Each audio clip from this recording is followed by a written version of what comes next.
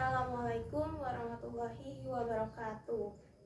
Perkenalkan, nama saya Amalia Nur Fitri dengan NIM 2152 11 001. Di sini saya akan menjawab pertanyaan-pertanyaan yang diberikan oleh dosen saya sebagai tes akhir semester. Soal yang pertama, urgensi ilmu Al-Quran dari sudut pandang saya, yaitu merupakan suatu kitab suci yang mana ini berisi ajaran-ajaran berupa sumber hukum Islam.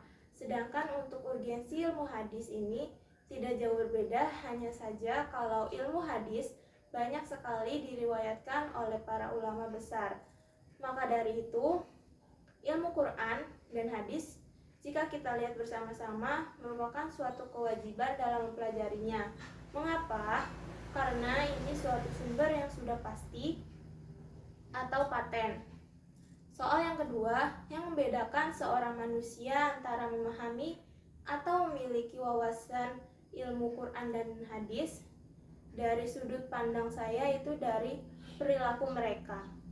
Karena dengan kita melihat dari sudut itu, kita bisa mengetahui bagaimana mereka dalam menghadapi suatu permasalahan dan juga bagaimana orang itu mengamalkan suatu perbuatannya.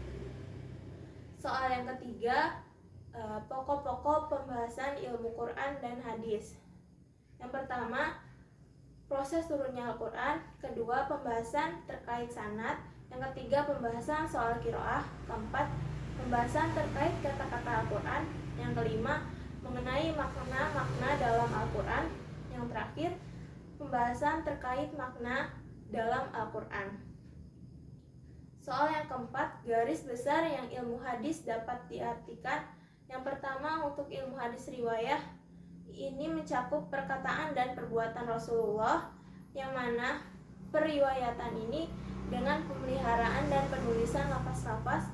Untuk ilmu hadis riwayah ini untuk ilmu yang mengetahui keadaan sanad dan matan, diterimanya dan ditolaknya suatu hadis dan lain-lainnya.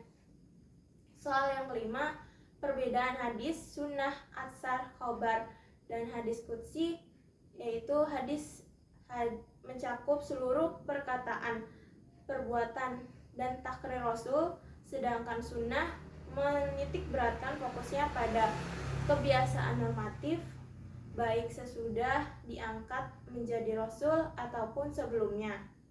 Untuk khobar, selain dinisbahkan kepada Nabi Muhammad, juga bisa dinisbahkan kepada sahabat dan tabi'in.